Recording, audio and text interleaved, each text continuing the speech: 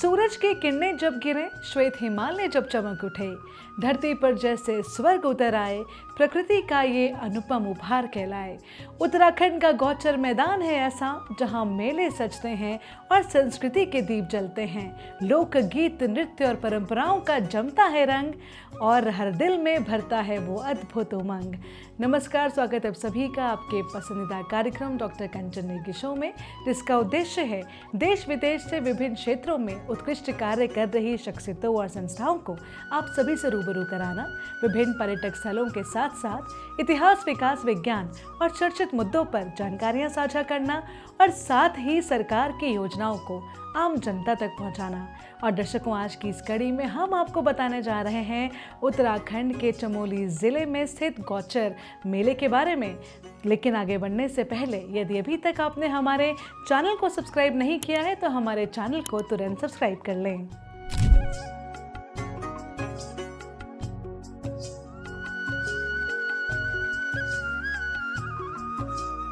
दर्शकों, उत्तराखंड राज्य के चमोली जिले में स्थित गौचर एक छोटा शहर है। यह अलकनंदा नदी के बाईं ओर स्थित है और बद्रीनाथ धाम यात्रा का भी ये एक अहम पड़ाव है। 2019 में गौचर को बेस्ट गंगा टाउन का अवार्ड भी मिल चुका है। ये शहर समुद्र तल से लगभग 2620 फीट की ऊंचाई पर है। 7 पहाड़ियों के बीच घिरा गौचर शहर अपनी सुंदरता के साथ साथ अपने समतल क्षेत्र के लिए भी जाना जाता है, क्योंकि चमोली का ये एकमात्र ऐसा क्षेत्र है जो पूरी समतल भूमि पर बना है। इसलिए लोगों के लिए देहरादून के बाद दूसरी पसंद गौचर बनता है। तो आइए जानते हैं गौचर शहर के इतिहास के बारे में और यहाँ के प्रसिद्ध मेले के बारे में। दर्शकों, प्रकृति ने गौचर को एक विशाल समतल क्षेत्र प्रदान किया है जो उत्तराखंड के पर्वतीय क्षेत्रों में सबसे बड़े खुले स्थानों में से एक है और इस क्षेत्र ने इसके इतिहास में एक प्रमुख भूमिका निभाई है। ये क्षेत्र के सबसे बड़े व्यापार मेलों में से एक स्थान है और ये समतल भूमि गढ़वाल के पंवार राजाओं की संपत्ति थी और इतिहास में किसी समय उन्होंने इसे बद्रीनाथ मंदिर को दान कर दिया था। गौचर को पहली बार 1920 के दशक में पहचान मिली जब भारत के तत्कालीन वाइसरॉय की पत्नी लेडी वेलिंगटन हवाई मार्ग से यहाँ पहुंची। फिर 1938 में पंडित जवाहरलाल नेहरू भी अपनी बहन विजया लक्ष्मी पंडित के साथ बद्रीनाथ जी की निजी यात्रा पर हवाई मार्ग से यहाँ आए। उस समय हवा की दिशा जानने के लिए खेत में गाय का गोबर जलाया जाता था। दर्शकों, 1943 से गौचर ने उत्तराखंड के सबसे बड़े व्यापार मेलों में से एक की मेजबानी की है और गढ़वाल हिमालय के सीमावर्ती क्षेत्रों में रहने वाले चमोली जिले के भोटिया ऊन के प्रसंस्करण और रंगाई के अलावा ऊनी वस्त्रों और सामग्रियों की एक श्रृंखला बनाने में अपनी पारंपरिक विशेषज्ञता के लिए जाने जाते हैं। दर्शकों, 1962 से पहले भारत और पूर्व तिब्बत के बीच सीमा पर व्यापार होता था और उनका आयात भोटिया के ऊनी वस्त्र आधारित स्वदेशी कुटीर उद्योग के लिए आय का प्रमुख स्रोत था। लेकिन 1962 के बाद चीन और भारत के बीच संघर्ष के कारण व्यापार बंद हो गया। गौचर मेला भोटिया लोगों के लिए ऊनी उत्पाद, कीमती गहने और हींग सहित अपने बर्तन बेचने के लिए और अपने साथ वापस ले जाने के लिए कपड़े और नमक जैसी दैनिक आवश्यकताओं के लिए सामान खरीदने के लिए एक विशाल बाजार के रूप में कार्य करता था। ये मेला केवल एक स्थानीय मेला नहीं था, बल्कि तेज व्यापार में भाग लेने के लिए लोग दूर दूर से बिजनौर और कोटद्वार तक भी यहाँ पे आते थे। दर्शकों, व्यापक स्तर पर लगभग 1000 ईस्वी से 1803 तक गौचर गढ़वाल के बाकी हिस्सों के समान पाल राजवंश द्वारा शासित था, जिसे बाद में शाह राजवंश के रूप में जाना जाने लगा। 1803 में विनाशकारी भूकंप का लाभ उठाते हुए, जिसने क्षेत्र की 1/3 आबादी को मार डाला, गोरखा गढ़वाल की ओर बढ़े। उस समय प्रद्युमन शाह राजा थे और आगामी युद्ध में उन्होंने अपना जीवन और राज्य खो दिया। गढ़वाल के बाकी हिस्सों की तरह गौचर 1803 से 1815 तक गोरखा शासन के अधीन रहा। 1815 में अंग्रेजों ने राजधानी श्रीनगर के साथ साथ अलकनंदा और मंदाकिनी के पूर्वी हिस्से को ब्रिटिश गढ़वाल में शामिल कर लिया। प्रारंभ में इस क्षेत्र का प्रशासन देहरादून एवं सहारनपुर से होता था। हालांकि बाद में अंग्रेजों ने इस क्षेत्र में एक नया जिला स्थापित किया और इसका नाम पौड़ी रखा। 24 फरवरी 1960 को तहसील चमोली को स्वतंत्र भारत के उत्तर प्रदेश राज्य में एक नए जिले के रूप में अपग्रेड किया गया था। वहीं 1994 में गौचर नगर पंचायत बन गया। दर्शकों, 1943 से राज्य के औद्योगिक विकास एवं सांस्कृतिक मेले का आयोजन गौचर मेला मैदान में किया जाता रहा है और मेले में मुख्यतः तिब्बती कालीन, दन, हींग, तिब्बती नमक, कस्तूरा, भोटिया चाय का व्यापार होता था। एक सप्ताह तक चलने वाला ये मेला वास्तव में गौचर की खूबसूरती को और अधिक बढ़ा देता है। स्थानीय निवासी बताते हैं कि गौचर का अर्थ है गायों के चढ़ने का स्थान। कहते हैं कि इंदौर की महारानी अहिल्याबाई होलकर जब बद्रीनाथ धाम यात्रा पर जा रही थी तब उन्होंने गायों की दुर्दशा देखी। ये देखने के बाद उन्होंने गौचर के खेल मैदान को गायों के लिए दान कर दिया था। तब से ये पूरी भूमि गौचर के नाम से जानी जाने लगी। हालांकि इस बात का कोई लिखित प्रमाण नहीं मिलता है। वास्तव में दर्शकों, उत्तराखंड के पहाड़ी समाज में मेलों का बहुत महत्व है। ये मेले खुशनुमा समय बिताने और लोगों से मुलाकात करने का बहुत बड़ा अवसर देते हैं। इसके अलावा उत्तराखंड के विभिन्न संस्कृति और विचारों के प्रमुख मिलान स्थल ये होते हैं।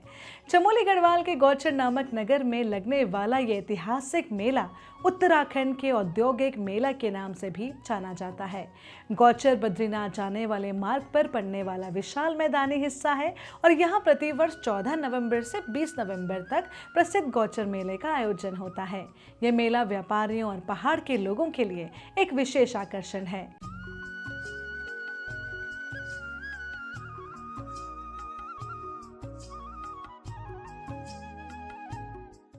दर्शकों, गौचर में एक हवाई अड्डा भी है जिसका निर्माण 1998 से 2000 में किया गया था। उस समय यहाँ तिब्बत के व्यापारी अपना सामान बेचने के लिए आते थे। गौचर का मेला भारत और तिब्बत के व्यापारिक संबंधों का प्रमुख पड़ाव था। 1962 में चीन द्वारा तिब्बत का अधिग्रहण कर लिए जाने के बाद भारत और तिब्बत का व्यापार बंद हो गया था, जैसा कि मैंने आपको कुछ समय पहले बताया, और गौचर मेला औद्योगिक और सांस्कृतिक मेले के रूप में स्थापित हो गया, जो आज भी प्रतिवर्ष आयोजित होता है। इस मेले के बारे में बताया जाता है कि माणा घाटी के प्रसिद्ध व्यापारी और जनप्रतिनिधि बाल सिंह पाल और पान सिंह बमफाल और गोविंद सिंह राणा ने इस प्रकार के इस औद्योगिक मेले का आयोजन करने की इच्छा प्रसिद्ध समाज सेवी गोविंद प्रसाद नौटियाल के सामने रखी थी। उसके बाद तत्कालीन अंग्रेज कमिश्नर मिस्टर बर्नार्डी ने 1943 में इस मेले का शुभारंभ किया। ब्रिटिश हुकूमत के समय शुरू हुआ गौचर मेला अपने ऐतिहासिक सांस्कृतिक विरासत के साथ साथ व्यापारिक लिहाज से भी अपनी खास महत्व रखता है। इस मेले को शुरू करने का उद्देश्य ही सामान का आदान प्रदान करना था। दर्शकों, पहले ये जब मेला लगता था उस समय ये मेला औद्योगिक पिछड़ेपन को दूर करने के लिए मील का पत्थर साबित हुआ। ये मेला हर साल 14 नवंबर पंडित जवाहरलाल नेहरू जी के जन्मदिन के रूप में मनाया जाता है और ये 20 नवंबर तक चलता है। 1943 से 1947 तक ये मेला 1 से 7 सितंबर तक आयोजित होता रहा, लेकिन देश के स्वतंत्र होने के बाद ये मेला 14 नवंबर से शुरू हुआ। शुरुआती दौर में इस मेले में भोटिया जनजाति के लोग तिब्बत से ऊन, नमक, सोने चांदी के आभूषण के अलावा भी कई वस्तुओं को लेकर यहाँ बेचने के लिए आते थे, जिसके बदले में वे यहाँ से गुड़, कीमती जड़ी बूटी, फरन जैसे कई सामानों को लेकर जाते थे, जिसके कारण इसे भोटिया मेला भी कहा जाता था। दर्शकों, 1960 में पौड़ी से अलग होने के बाद भारत तिब्बत व्यापार पर प्रतिबंध लगने के बाद यहाँ के लिए नमक और अन्य वस्तुएं सीधे मैदानी भागों से आने लगी, जिसके चलते इसका स्वरूप बदल गया और 1960 से निरंतर मेला पहले से भव्य और व्यापक बन गया। दर्शकों, वास्तव में गौचर मेला सांस्कृतिक धरोहर को संजोने के साथ साथ व्यापार और विकास का परिचायक भी रहा है। दर्शकों, वर्तमान समय में आधुनिक परिदृश्य मेले में दिखाई देता है।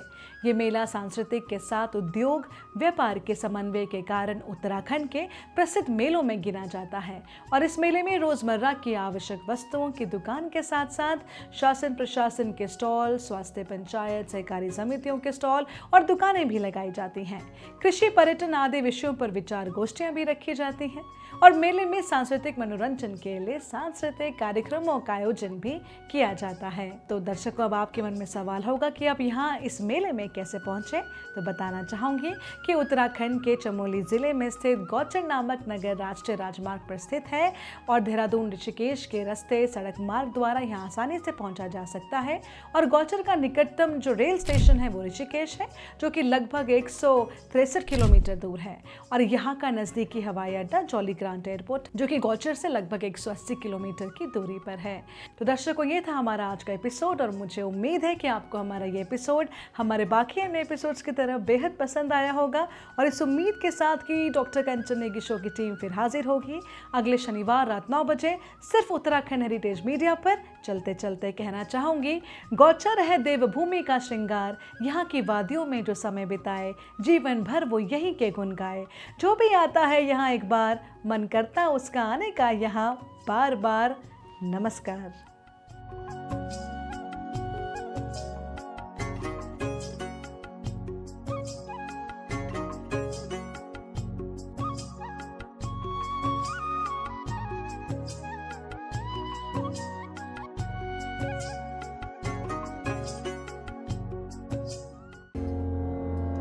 ये हम सभी जानते हैं कि आज का समय बेहद ही कॉम्पिटिटिव है, प्रतिस्पर्धा से भरा है।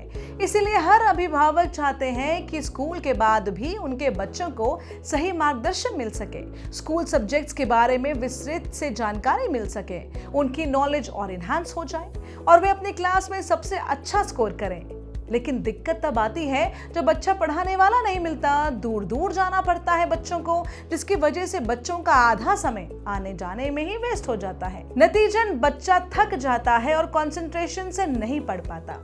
इसीलिए हम लेकर आए हैं आपकी समस्याओं का एक समाधान, यानी doctor Kanchan's ABS coaching hub for all classes, boards and subjects all under one roof, जहां सभी सब्जेक्ट्स के एक्सपर्ट्स और डेडिकेटेड टीचर्स संवारेंगे आपके बच्चों का कल और बनाएंगे उन्हें सफल। Because success starts here.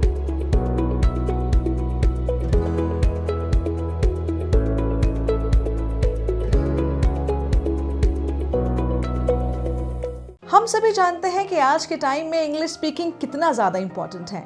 तो क्या आप भी इंग्लिश सीखना चाहते हैं, फर्राटेदार इंग्लिश बोलना चाहते हैं, अच्छे अंग्रेजी के मुहावरों के साथ साथ आम बोलचाल में भी अंग्रेजी का प्रयोग करना चाहते हैं, अपने कॉन्फिडेंस और व्यक्तित्व यानी पर्सनालिटी का विकास करना चाहते हैं, या अपने अंग्रेजी लेखन को और बेहतर बनाना चाहते हैं, या फिर प्रोफेशनल कम्युनिकेशन स्किल्स सीखना चाहते हैं, आप स्कूल, कॉलेज या कॉम्पिटिटिव एग्जामिनेशंस के लिए इंटरव्यू स्किल्स और ग्रुप डिस्कशंस में पारंगत होना चाहते हैं, तो चाहे आप विद्यार्थी हैं, वर्किंग प्रोफेशनल या house maker, we are here to make your communication skills way better. Summer batch के लिए संपर्क करें doctor Kanchan Negi, founder ebullient English international institute, Dehradun.